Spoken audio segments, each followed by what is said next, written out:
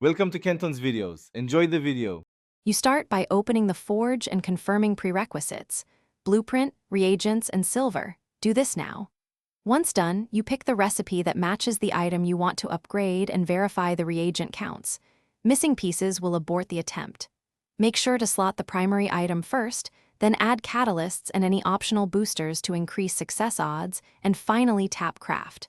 You're initiating the process. Timing matters, so don't navigate away until the animation confirms crafting started. You now focus on execution. Adjust catalyst tiers to directly affect the success percentage, because higher tier catalysts yield better odds. Then, apply any temporary boosters or banners you have to stack percentage gains. These combine, so plan their order. Make sure to queue multiple crafts only when you have enough reagents and silver. Queued crafts use resources immediately, so double-check totals. Monitor timers and inventory space, and keep an eye on your resource sink so you don't stall midway through a multi-craft session. You finish by collecting the crafted item and inspecting its stats right away. If it's successful, apply additional upgrades as needed. If the craft fails, salvage what you can and reclaim any partial materials available. This reduces total loss.